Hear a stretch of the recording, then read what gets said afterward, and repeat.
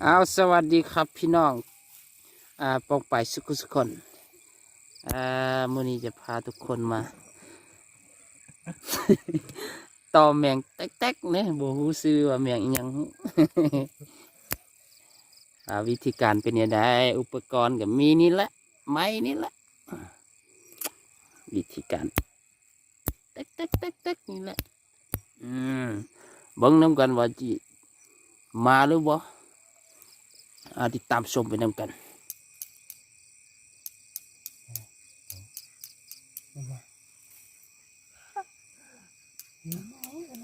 นั่งเลยไปที่พักนั่งเลยมันยังแจ้งมันมืดเลยก็นั่งได้จับไปเลยมาแล้ว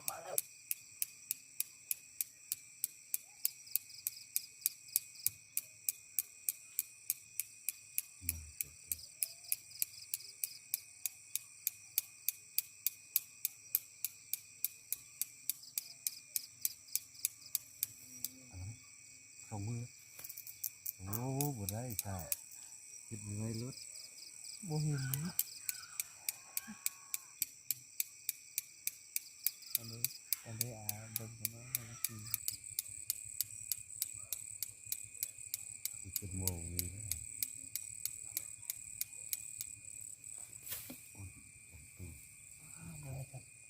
ไปรถดีก่อน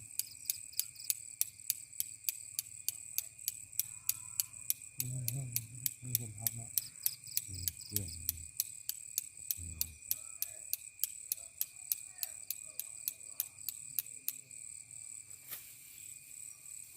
ถูกกล้องตัวจะได้เบิ่งครับทุกคนเห็นอยู่บ่แมงแต๊กๆนี่ไงเห็นบ่มาเลยเด้ตัวนี้เห็นหรือบ่ได้ตัวแรกวิธีการก็คือเอาไม้นะมาขอกันแตกก็บินมาในนี้แหละลองติดตามชมไปนำกันเบิ้ง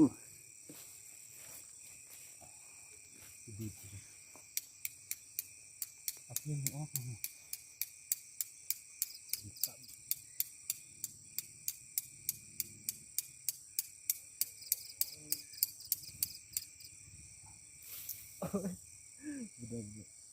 นั่งไกลเห็ดเลยนั่งมากันเลยนับเขาโม่ไปใส่เนี่ย ไปกลางเรานี่คือข้างใน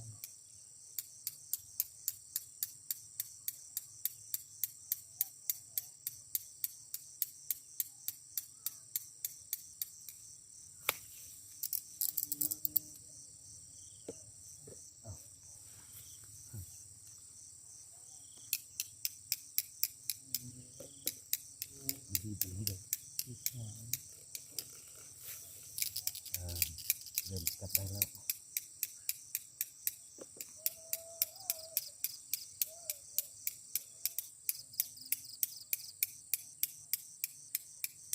ฟาดเห็นดี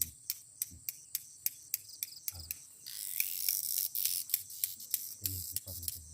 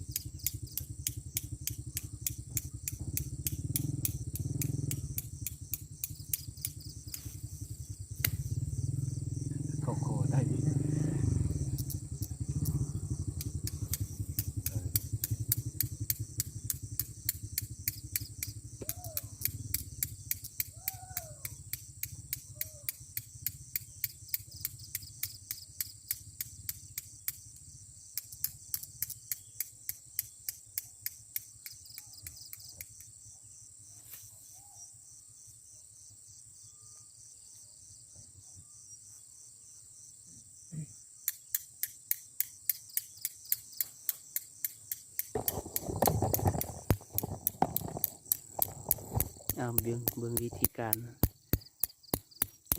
แบบนี้เด้อเอาไปแล้วเห็นบ่ทุกคนเลยมืดแล้วเอา จะพอดูเขา เริ่มมาแล้วเริ่มมาติ๊กๆแล้วนี่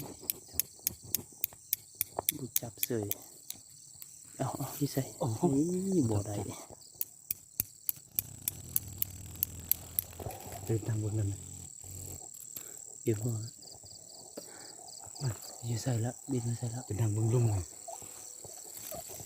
จะพอดูบนเห็นดูทางนั้น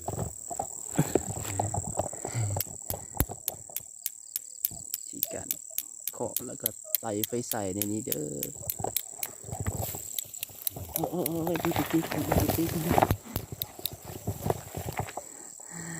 มาเด้อมาเด้อนี่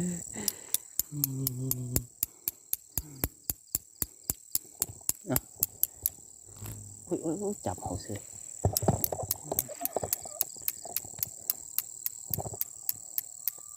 มืดละ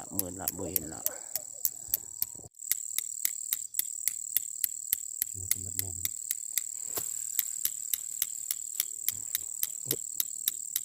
โอ้ยไปทางหลังอีก เนี่ยต่อ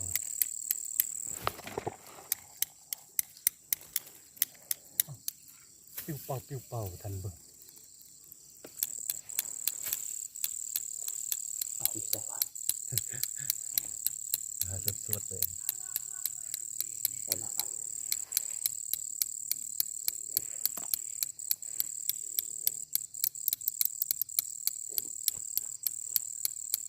มัดมุมกันแล้ว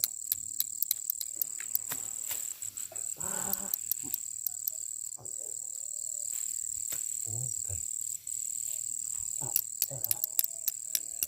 ข้ามาวัดลายนะ บรต่อยโยนไม่มีใจ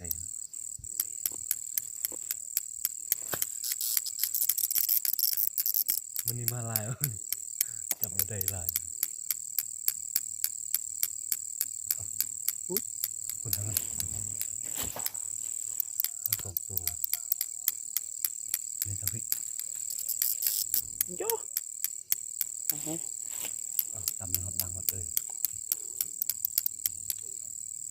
เอาใส่ ตำตัวบุจับ โอ้ย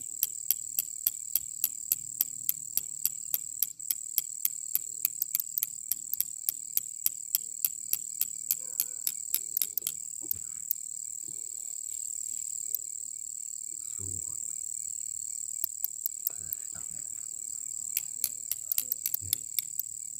จะนานแล้วนะ ใครเด้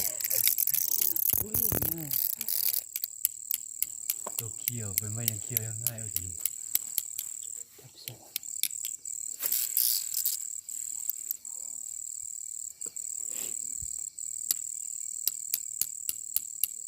มัดมองแล้วชีวิตแล้ว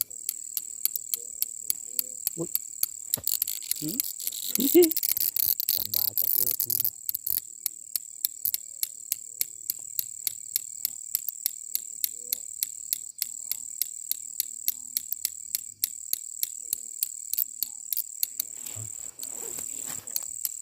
เราจะปิ้งอะไรอุ้ย ไม่แล้ว ป้า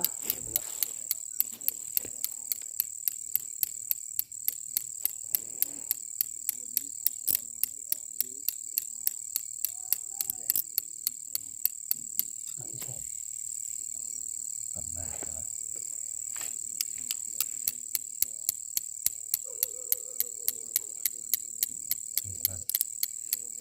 จับอ่ะ โย่บ่ได้จับแบบนี้บิดไปตุกใส่วะ ไฟเหรอ โอ้มันจับขาทรงเฉย มัดมองมาแล้ว มาหน่อยแล้วมัดมอง